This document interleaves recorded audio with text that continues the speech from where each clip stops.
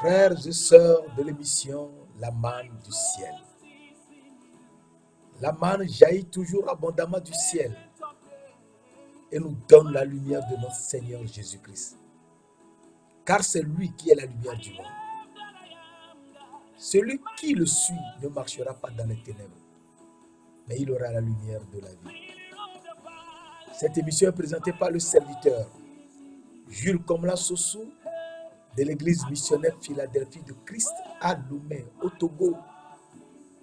Et nous sommes si heureux de partager ces moments de joie avec toi, afin que tu saches que le Seigneur Jésus-Christ est ressuscité le 3e jour pour nous amener de nouveau dans le jardin d'Éden, où il est lui-même la porte du jardin, le portier et le berger qui nous conduit dans le jardin d'Éden. Et en nous conduisant, c'est lui-même qui est le chemin, la vérité et la vie. Et nous sommes si heureux de le suivre, car ce jardin d'Éden où il nous y amène, il a fait le 3e jour. Le jardin d'Éden a été fait le 3e jour, car c'est le 3e jour qu'il a créé, qu'il a fait les arbres fruitiers. Et ces arbres fruitiers, c'est sur ces arbres que le fruit de ces arbres que nous devons manger. Et nous serons en paix. Et nous serons tout le temps transformés. Et donc, cet arbre fruitier qui a été fait le 3e jour, eh bien, c'est cet arbre que nous devons manger, dont le fruit que nous devons manger. Et c'est pour cela qu'il nous amène dans ce jardin créé le 3e jour. Il est ressuscité lui-même le 3e jour et nous y amène. Alors, le 3e jour, l'émission que nous faisons le 3e jour, eh bien, est une émission très importante. Et t'éveille pour que tu saches que le Seigneur Jésus nous aime tellement. Il nous aime tant qu'il ne va jamais nous laisser tomber. Et nous devons comprendre que ce qu'il nous fait en nous introduisant dans ce jardin de nouveau, c'est qu'il veut nous montrer que c'est lui seul qu'il faut suivre. Et en le suivant, rien ne peut arriver. Car c'est son esprit même qui entre en toi, qui te transforme. Parce que l'esprit vient en toi avec l'arche de sa majesté et est en toi, et ton corps est le temple du Saint-Esprit. Ton corps est le temple du Saint-Esprit. Et étant le temple du Saint-Esprit, nous devenons le temple du Dieu vivant. Et à partir de là, nous comprenons que nous ne sommes plus comme avant. Nous sommes des agneaux.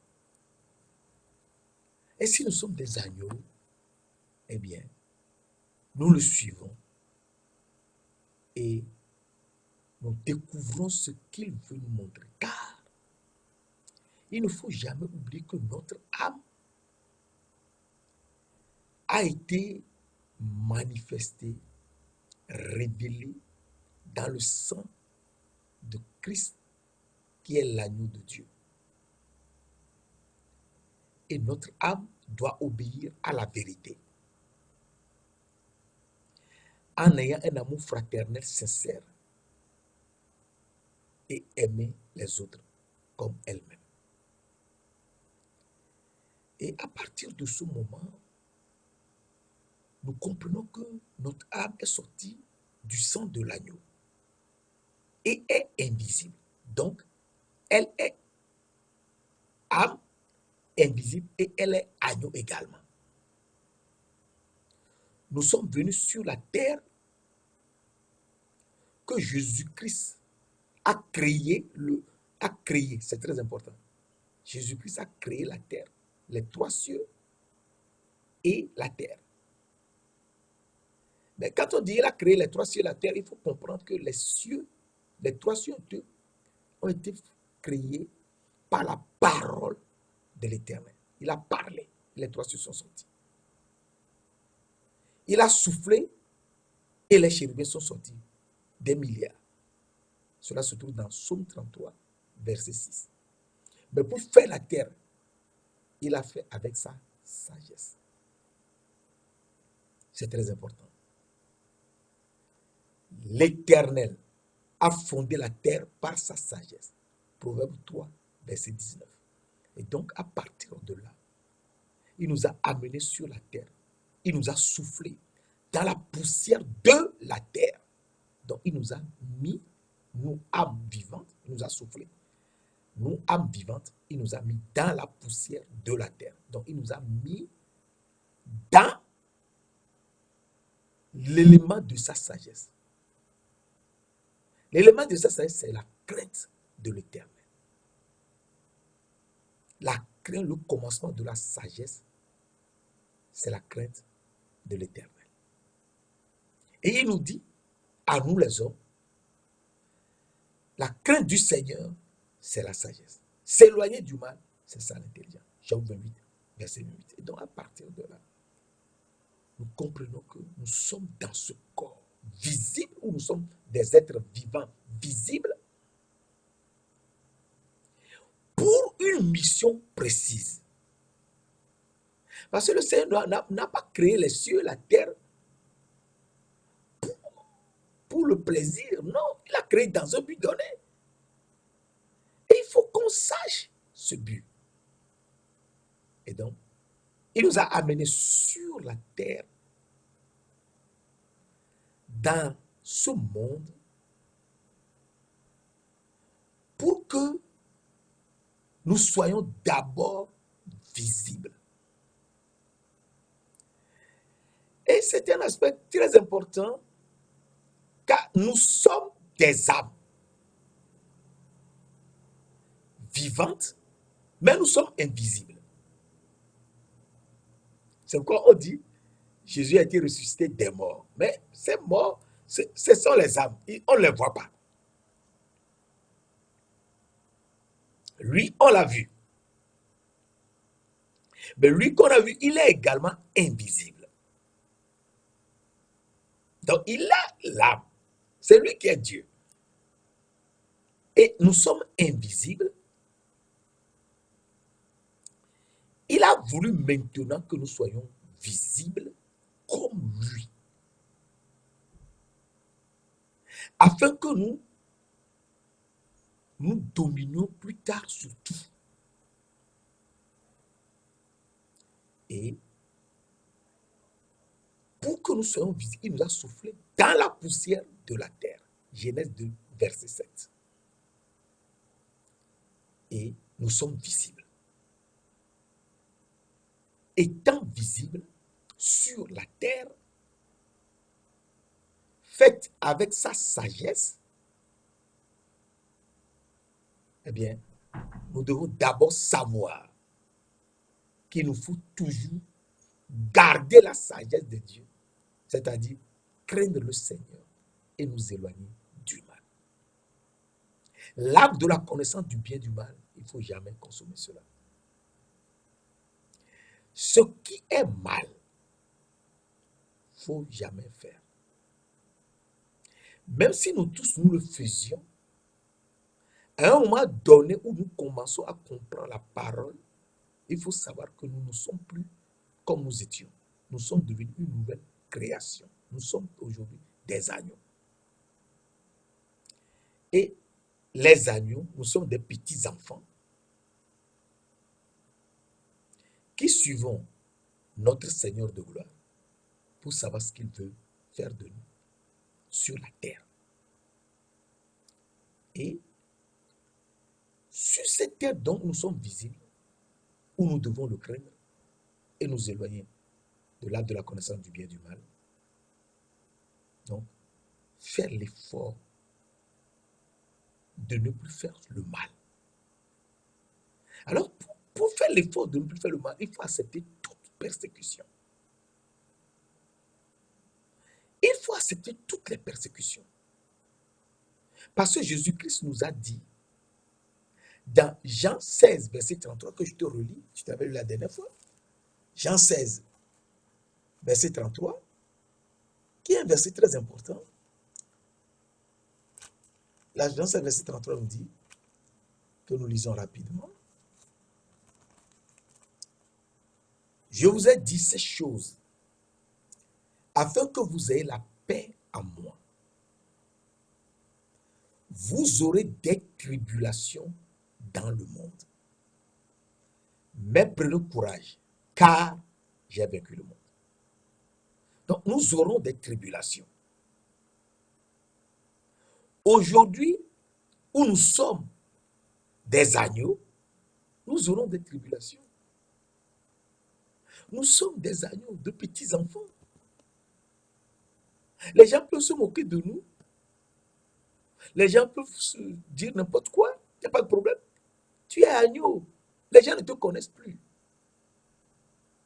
Et étant agneau, étant petits enfants, eh bien, il faut accepter toute tribulation. Car Jésus-Christ a vaincu le monde. Et c'est ce qu'il nous dit dans 1 Jean 4. Je te répète sur la rapidité, on avance. 1 Jean 4, verset 4. 1 Jean 4, 4. Vous, petits enfants, voilà. Nous sommes des petits enfants. Nous sommes des agneaux.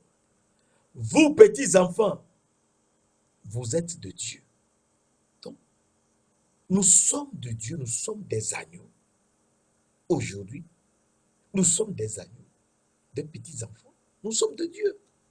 Dieu lui-même est agneau. Nous aussi, nous sommes transformés. Nous sommes devenus une nouvelle création. Tous ceux qui sont en Jésus-Christ sont une nouvelle création. Les choses anciennes sont passées. Toutes choses sont devenues nouvelles. 2 Corinthiens 5, verset 17. Et donc, étant une nouvelle création, nous sommes aujourd'hui des agneaux, donc des petits-enfants. Et nous sommes de Dieu. Dieu qui est agneau, nous aussi nous sommes agneaux. Dieu est agneau, oui. Il ne faut pas oublier que Jésus est l'agneau de Dieu qui s'est offert en holocauste à notre place. Et qui était mort à Golgotha, sur la croix, à notre place. Il a pris nos malédictions, les malédictions que nous avons depuis le temps de Noé, la malédiction que Noé a prononcée sur Canaan, son petit-fils qui ne lui a rien fait, à la place de son père Cham. Et Jésus est venu nous sortir, nous racheter de cette malédiction.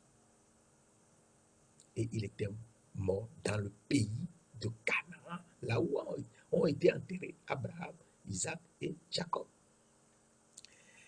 Vous êtes de Dieu et vous les avez vaincus. Car celui qui est en vous est plus grand que celui qui est dans le monde. Donc à partir de là, nous comprenons que nous sommes des agneaux, des petits-enfants, et nous suivons le Seigneur de gloire. Nous le suivons. Et en le suivant, nous comprenons que ce qu'il veut faire sur la terre, c'est que nous soyons ses disciples. C'est-à-dire être à nous comme lui-même. Être ses disciples. Et c'est ce qu'il nous disait dans Jean 13, versets 33, 34 à 35. Jésus dit, je vous donne un commandement nouveau. Aimez-vous les uns les autres. Comme je vous ai aimé, vous aussi aimez-vous les uns les autres. verset 35. À ceci, tous connaîtront que vous êtes mes disciples, si vous avez de l'amour les uns pour les autres. Donc, il faut cultiver le jardin, c'est aimer les autres comme Jésus nous a aimés. C'est ça. Et notre âme doit aimer les autres comme elle-même. 1 Pierre 1, verset 22. Et donc, deuxièmement, il faut qu'on soit disciple en ayant de l'amour les uns pour les autres. Et donc, dans ce corps visible, il faut qu'on soit disciple de Jésus-Christ. Et si on est disciple de Jésus-Christ, eh bien, il faut demeurer dans sa parole. Il faut demeurer dans sa parole. Alors, il nous dit, que je te lis rapidement, dans Jean 8, et c'est très important, dans Jean 8, verset 31-32, Jésus dit aux Juifs qui avaient cru en lui. Jésus dit aux Juifs qui avaient cru en lui. Si vous demeurez dans ma parole, vous êtes vraiment mes disciples. Vous connaîtrez la vérité et la vérité vous rendra libre. Donc, il faut être disciple de Jésus-Christ pour connaître la vérité et cette vérité nous rendra libre. Être disciple de Jésus-Christ, c'est dans ce corps visible où il faut aujourd'hui que nous sommes transformés, nous sommes devenus des agneaux, dont nous sommes une nouvelle création. En étant en Christ, nous sommes une nouvelle création. Eh bien, les choses anciennes sont passées. Je suis ceci, je suis fort, je suis riche, tout ça c'est passé. Aujourd'hui, toutes choses sont devenues nouvelles. Et donc aujourd'hui, tu es comme un petit enfant. Mais, étant petit enfant, eh bien, tu as vécu le monde. Tu es de Dieu. Et tu as vaincu tous les ennemis, tous les adversaires. Tu les as vaincus, toi petit enfant. Alors, à partir de là, nous comprenons que il nous faut avoir de l'amour. Étant disciple, il faut avoir l'amour les uns pour les autres. Et c'est cela, garder le jardin. Cultiver le jardin, c'est aimer les autres comme nous-mêmes, comme Jésus nous a aimés. Et être disciple de Jésus-Christ, c'est avoir l'amour les uns pour les autres. Avoir de l'amour les uns pour les autres. Et Jésus nous dit, dans Luc 23, verset 34, comment être disciple de Jésus-Christ. Il nous dit, Père, pardonne-leur, car ils ne savent ce qu'ils font. Donc, si tu es disciple de Jésus-Christ, il faut apprendre à pardonner aux autres leurs offenses. C'est ça, être disciple de Jésus dans ce corps, sur la terre. La sagesse de Dieu, la sagesse du Seigneur, avec laquelle il a fondé la terre, c'est de pardonner. Et il nous dit dans Matthieu 6, verset 12, pardonne-nous nos offenses comme nous pardonnons à ceux qui nous ont offensés. Dans le verset 14, si vous pardonnez aux autres leurs offenses, votre Père qui est dans les cieux, votre Père céleste vous pardonnera aussi. Mais si vous ne pardonnez pas, votre Père ne vous pardonnera pas non plus. À partir de là, nous comprenons qu'il nous faut pardonner. C'est très important. Il faut pardonner. Donc, pardonner, c'est être disciple de Jésus-Christ et avoir l'amour pour les autres. Et La deuxième chose qu'il faut savoir, en pardonnant aux autres, c'est que Jésus nous dit, soyez saints car je suis saint. Comment est-il saint? Pour que nous aussi nous soyons saints. Et donc, à partir de là, nous devons réfléchir et comprendre que Jésus nous dit, et c'est très important, que nous devons être saints comme lui. Et faire ce qu'il fait. Comment est-il saint? Puisque nous pardonnons aux autres leurs offenses. Et il nous a dit, toujours pardonner. Il est saint. Il veut que nous soyons saints. Alors, nous devons comprendre un problème très important. C'est que il nous a dit dans 1 Pierre 1, verset 16, qui est un verset très important. Vous serez saints, car je suis saint. Vous serez saints, car je suis saint. Alors, il est saint. Oui, il est saint. Et nous devons être saints également. Alors, il nous dit dans Romains 15, dans Romains 15, un verset très important, 15 verset 8, Jésus veut nous montrer comment être saint. Car c'est lui, le saint serviteur. C'est lui, Jésus-Christ, qui est le saint serviteur. Et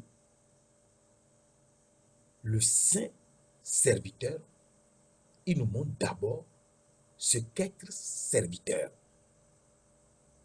Et nous montre ensuite ce qu'est être saint.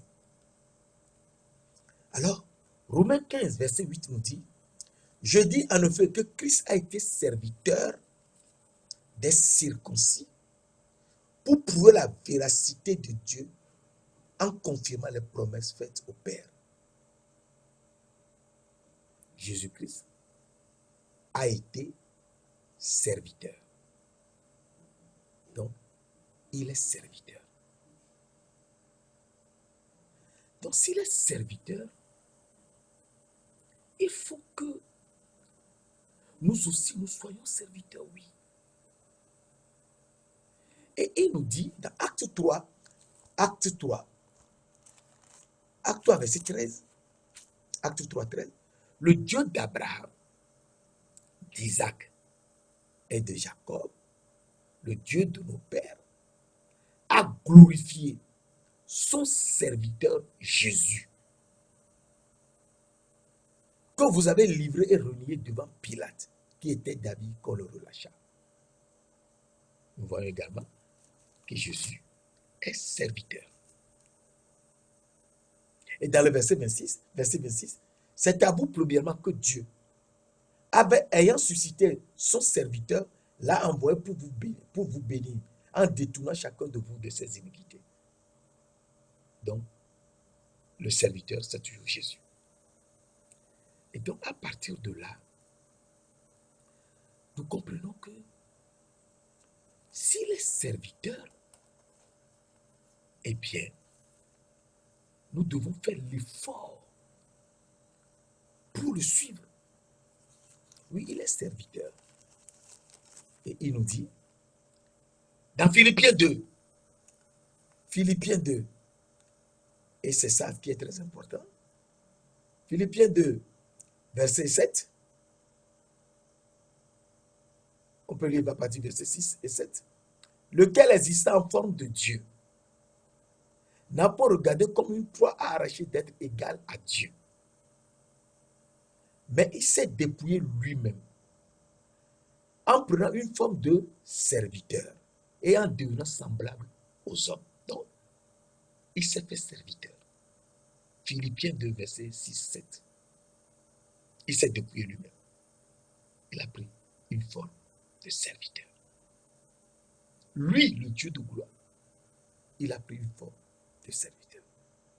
Et donc, nous comprenons que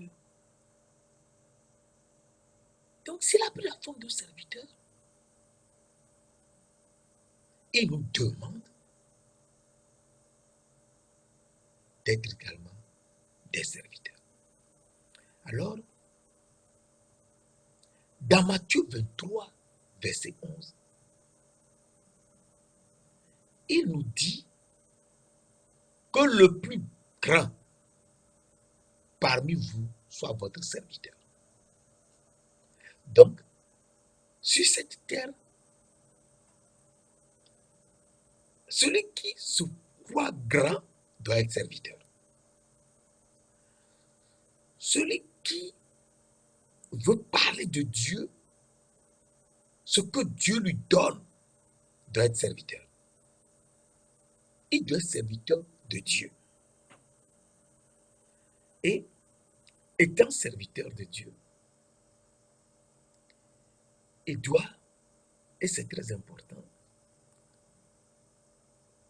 il doit savoir que Dieu nous dit un point très important dans 1 Corinthiens 4, verset 1. Ainsi qu'on nous regarde comme des serviteurs de Christ et des dispensateurs des mystères de Dieu.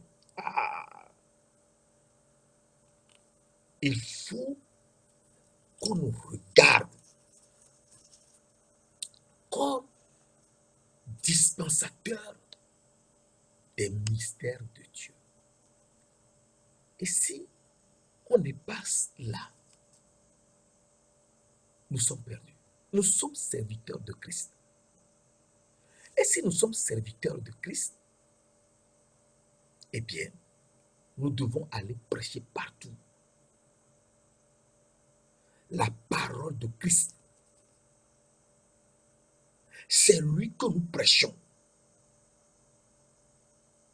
Et nous nous disons vos serviteurs à cause de Jésus. 2 Corinthiens 4, verset 5, 2 Corinthiens 4, 5. Nous lisons rapidement. Nous ne nous prêchons pas nous-mêmes. C'est Jésus-Christ le Seigneur que nous prêchons. Et nous nous disons vos serviteurs à cause de Jésus-Christ. Donc, à partir de là, il faut savoir que nous sommes dispensateurs des mystères de Dieu.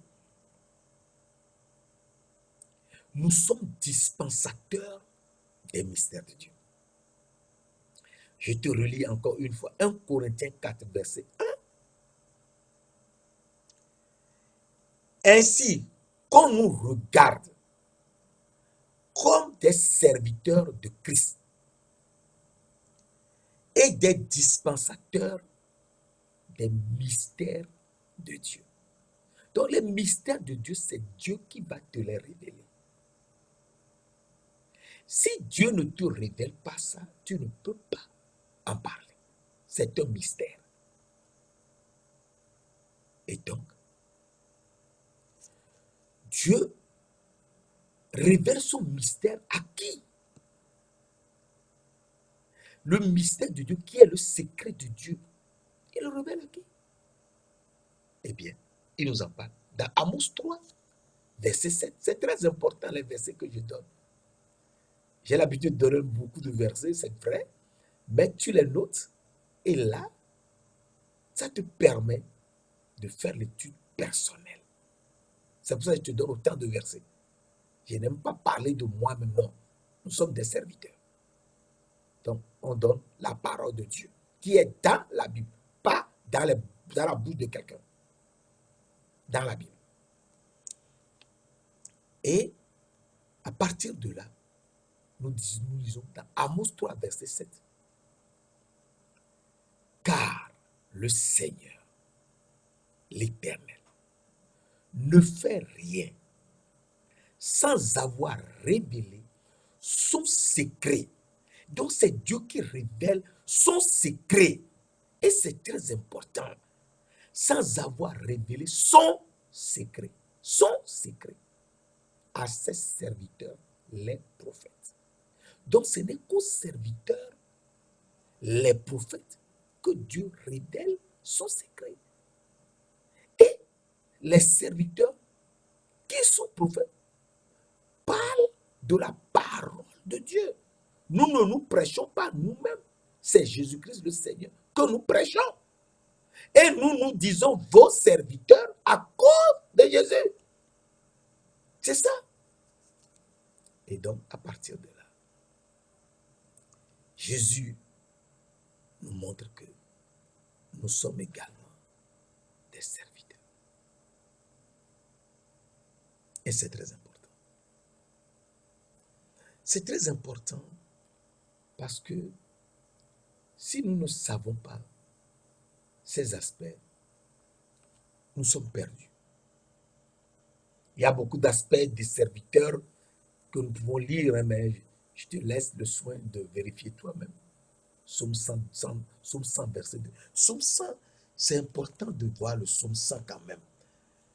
Psaume 100, c'est un verset important. Psaume 100, verset 2. Servez l'Éternel avec joie.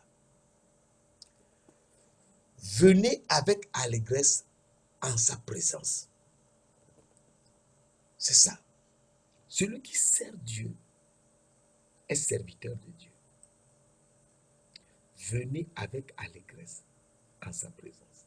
Psaume 2, Psaume 100, verset 2. Sachez que l'Éternel est Dieu. C'est lui qui nous a fait. Et nous lui appartenons. Nous sommes son peuple et le troupeau de son pâturage. Nous sommes son peuple et le troupeau de son pâturage. Alors à partir de là, Jésus est serviteur. Nous aussi, nous sommes serviteurs.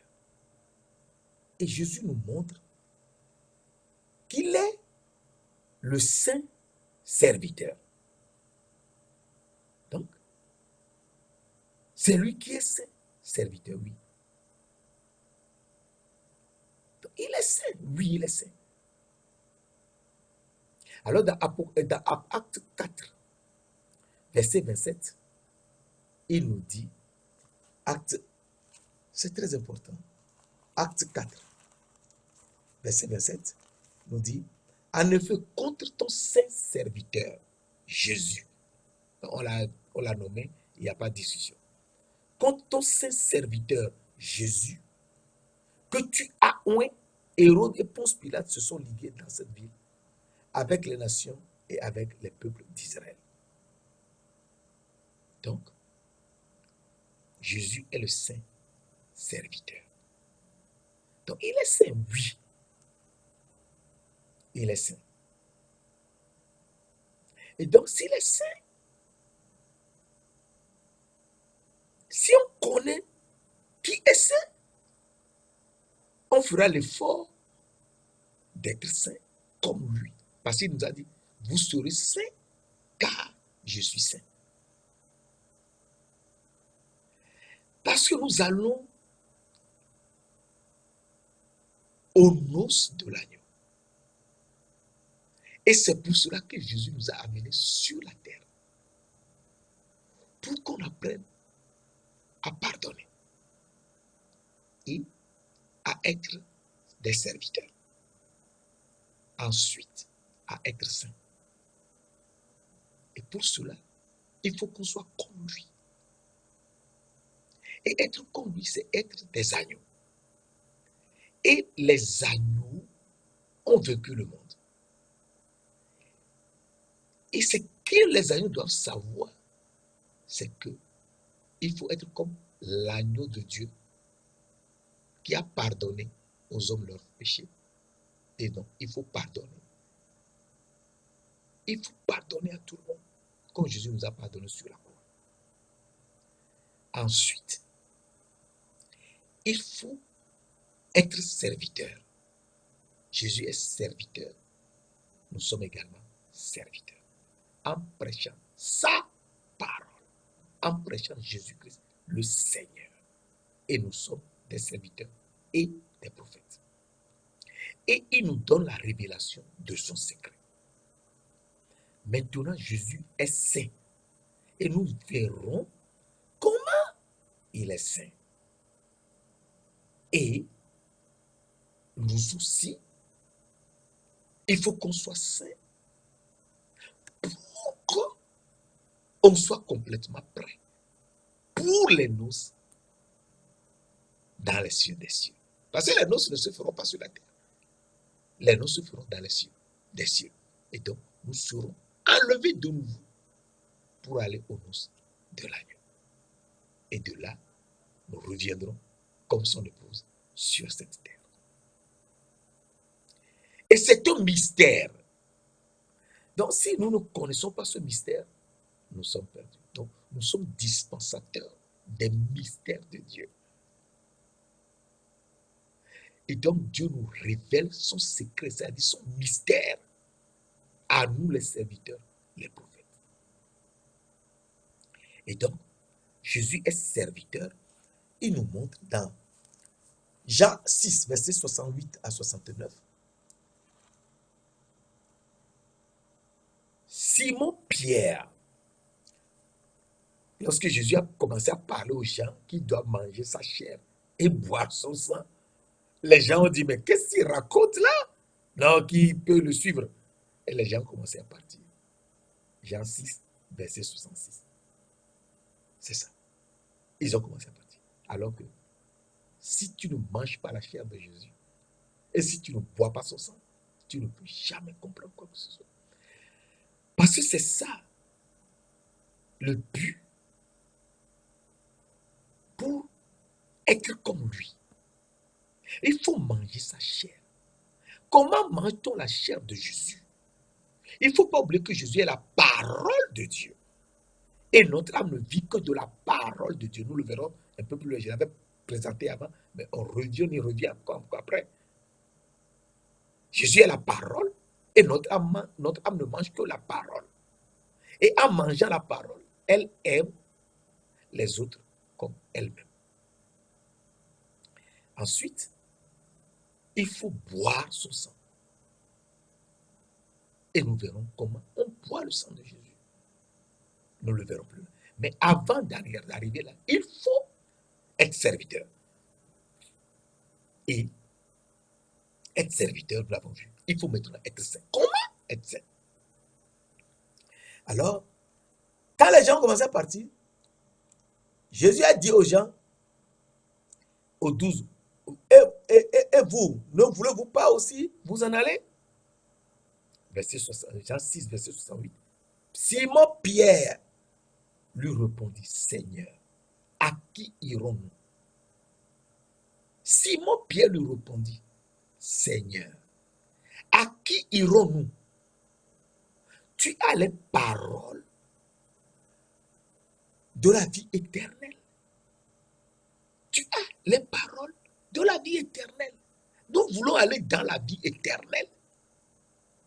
Et donc, c'est toi que nous allons suivre. Les gens peuvent partir. Les gens peuvent te laisser. Nous, on veut aller dans la vie éternelle. Donc, c'est toi que nous suivons.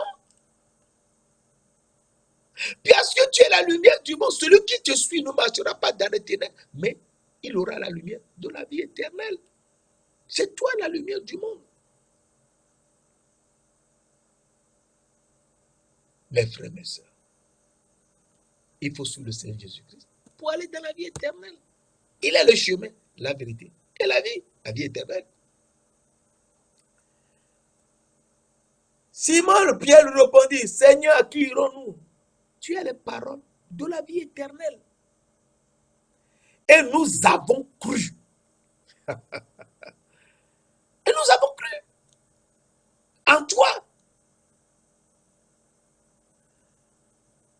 nous avons cru en toi. Et nous avons connu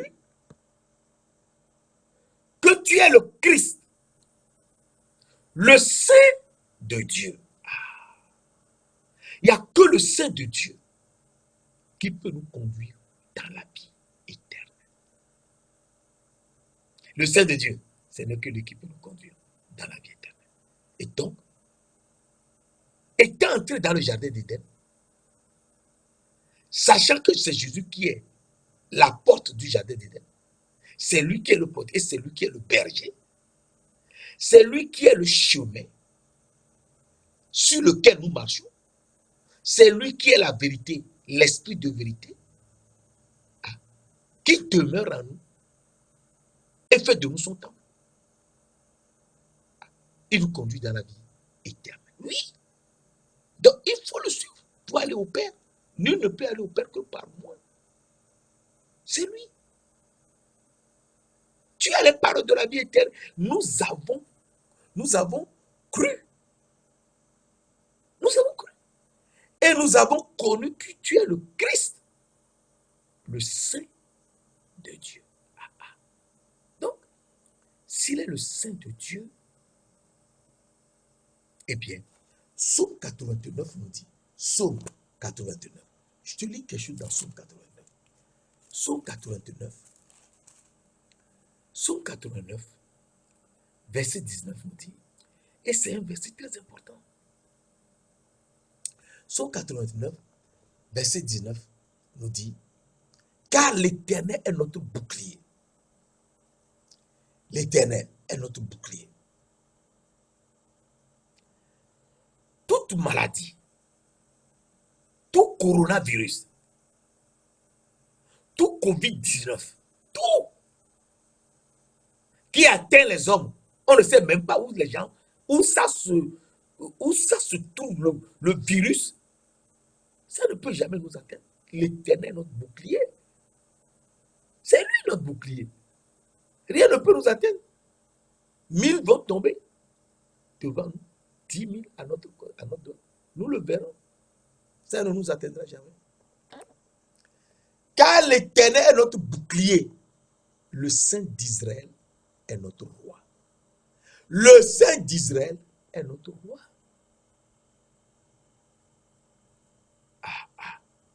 Alors, si le Saint d'Israël est notre roi, eh bien, nous comprenons que il est saint. Oui, il est saint. Et la parole de Dieu nous dit, dans Somme 22, verset 4, tu es le saint, tu sièges au milieu des louanges d'Israël. Tu es le saint. Donc, tu es le Christ, le saint de Dieu. Le saint dont on a parlé dans l'Ancien Testament, c'est donc Jésus. Oui. C'est Jésus, le saint de Dieu. Alors, on est complètement surpris. Oui, c'est lui le saint de Dieu. Alors, si nous suivons bien, j'utilisais tout à l'heure, dans Acte 3,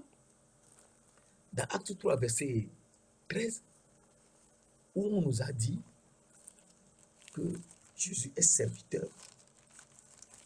Acte 3, verset 13, nous avons lu le serviteur Jésus. Dans le verset 14, nous lisons, vous avez renié le saint, le juste. Ah, c'est Jésus qui est le saint, le juste, oui. Vous avez renié le saint, le juste, et vous avez demandé qu'on vous relâche, qu'on vous accorde la grâce d'un meurtrier, de Barabbas. Les gens ont préféré, les Israélites, les Juifs ont accepté qu'on leur livre, qu'on leur laisse Barabbas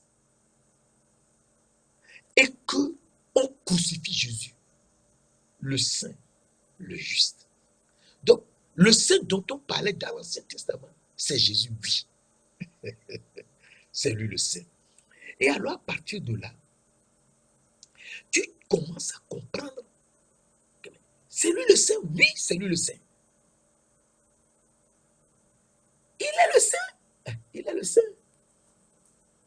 Et la parole de Dieu nous dit un verset tellement important que je te lis rapidement dans Marc. Marc 1, verset 24. Nous voyons ça dans Marc. Parce que dans Marc, il y a des aspects tellement importants dans Marc. Hein. Mais nous aurons l'occasion de revenir sur Marc. Marc 1, verset 24. La parole de Dieu nous dit, qu'y a-t-il entre nous et toi, Jésus de Nazareth? Tu es venu pour nous perdre. Je sais que tu es le Saint de Dieu. Ah! Marc nous a donné la révélation. Le Saint de Dieu dont tu as parlé tout à l'heure, Pierre, Marc nous dit que, je lis à partir du verset 21-24, il se rendirent à Capernaum et le jour du sabbat, Jésus entra d'abord dans la synagogue et il enseigna. Or, il faut noter que Jésus n'est pas de la tribu de Lévi. Il est plutôt de la tribu de Juda, comme David. Donc, il ne peut pas enseigner dans la synagogue. Parce que ce sont les Lévis seuls qui ont droit à enseigner dans la synagogue. Ok. Mais il a déjà été frappé par son enseignement. Alors, on veut l'entendre. On l'invitait dans la synagogue. Toujours. Au début de son ministère même. Et ils étaient frappés de sa doctrine. Car il enseignait comme ayant autorité et non pas comme les scribes. Il se trouvait dans leur synagogue un homme qui avait un esprit impur. Un esprit impur et qui s'écria lorsque Jésus enseignait dans la synagogue. Qu'y a-t-il entre nous et toi? Mais il est seul, un homme qui a l'esprit impur. Il est seul. Mais il dit, qu'y a-t-il entre nous et toi? Donc, ce sont les esprits qui parlaient à l'intérieur de lui, ils étaient nombreux. Les démons, nombreux démons qui sont légions, plus de 6000 démons sont en lui. Qu'y a-t-il entre nous et toi, Jésus de Nazareth? Tu es venu pour nous perdre? Je sais que tu es le Saint de Dieu. Jésus le menaça et dit, toi, tais-toi et sors de cet homme.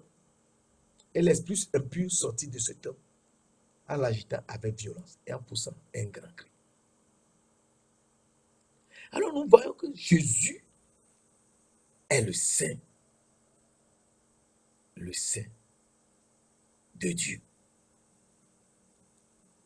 Et à partir de là, nous réfléchissons. Oui, il est saint. Il est le Saint de Dieu. On peut lire plusieurs passages de saints. Tu trouveras dans Ésaïe 40, verset 25, il y a plein de choses. Mais ce que je voudrais te montrer, c'est Apocalypse. Dans Apocalypse 3, verset 7, la parole de Dieu nous dit quelque chose de très important. Apocalypse 3, verset 7, écrit à l'ange de l'église de Philadelphie, que Dieu avait déjà donné dans 1 Pierre 1, verset 22, ayant purifié vos âmes en obéissant à la vérité. Ayez un amour fraternel, sincère. L'amour fraternel, c'est ce qu'on appelle Philadelphie. Écrit à l'ange de l'église de Philadelphie. Voici ce que dit le Saint, le véritable. Donc Jésus, c'est lui qui est le Saint, le véritable. Celui qui a la clé de David. Ah, la clé de David, oui. Celui qui ouvre et personne ne peut fermer. Celui qui ferme et personne ne peut ouvrir. Alors, nous comprenons que Jésus-Christ est le Saint que nous voyons. Et nous sommes complètement submergés, subjugués par la connaissance de ces quelques versets que nous voyons. Parce que c'est lui le Saint-Enfant qu'on avait vu depuis Luc 1, verset 38. Luc 1, verset 35. Le Saint-Enfant qui a grandi et qui est le Saint de Dieu. Et c'est lui qui nous donne la clé de David. Quand on ouvrira, personne ne peut fermer. Et quand on fermera, nul ne peut ouvrir. Ah bon? Oui. Alors, nous comprenons que c'est lui qui est saint. Alors, dans Ésaïe 6, verset 3 que je te lisais, depuis, les séraphins au ciel qui sont venus avec le Seigneur de gloire criaient, Saint, Saint, Saint est l'Éternel des armées. Toute la terre est remplie de sa gloire. L'Éternel des armées est le roi grand terre. Donc il est saint, saint, saint, oui. Et dans Apocalypse 4, verset 8, la parole de Dieu nous dit, Saint, c'est toujours les séraphins, Saint, Saint, Saint est le Seigneur Dieu, le Tout-Puissant, celui qui était, qui est et qui vient. Ah, ah. Donc, le Saint, Saint, Saint, qui est l'Éternel des armées, est le Seigneur Dieu, le Tout-Puissant. Celui qui était hier, qui est aujourd'hui et qui vient éternellement. Oui, c'est lui le Seigneur Dieu, le Tout-Puissant. Oui. Alors, Hébreux 13, verset 8 nous dit, Jésus-Christ est le même, hier était, aujourd'hui est, je suis, et éternellement qui vient. Non, c'est Jésus-Christ qui est 3 fois saint. Alors, s'il est saint, saint, saint, c'est lui le Père. Il nous a dit, moi et le Père, nous sommes un. Jean 10, verset 30. Moi et le Père, nous sommes un. Et la parole de Dieu nous dit dans Jean 17, verset 11, Jean 17. Je te montre cela rapidement. Jean 17, verset 11, un verset très important. Je ne suis plus dans le monde, c'est Jésus qui parle. Je ne suis plus dans le monde. Et ils sont dans le monde. Je vais à toi, Père Saint, garde en ton nom ce que tu m'as donné, afin qu'ils soient un avec nous. Afin qu'ils soient un comme nous. Moi et le Père, nous sommes un. Jésus dit ici, Père Saint, garde en ton nom ce que tu m'as donné, afin qu'ils soient un comme nous. À partir de là, nous comprenons que si nous sommes un, comme Jésus et le Père sont un, donc le Père, c'est lui-même. Oui, le Père est saint. Alors, Si le Père est saint, le Fils aussi est saint. Nous l'avons vu plusieurs fois tout à l'heure. Et l'Esprit aussi est saint. Oui. Jean 14, verset 26 nous dit, Jean 14, verset 26, qui est un verset très important. Mais le consolateur, l'Esprit Saint, l'Esprit est saint, que le Père enverra mon nom, vous enseignera toutes choses et vous rappellera tout ce que je vous ai dit. Donc l'Esprit est saint, le Fils est saint et le Père est saint. Et le Père saint, eh bien, nous serons saints comme ils sont saints. Et donc à partir de là, nous serons avec lui. Oui, nous serons un avec Seigneur Jésus-Christ. Et donc, nous aussi, nous sommes saints. Si nous sommes saints, eh bien, il faut qu'on sache que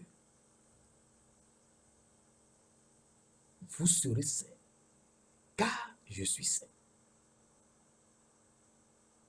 1 Pierre 1, verset 15-16.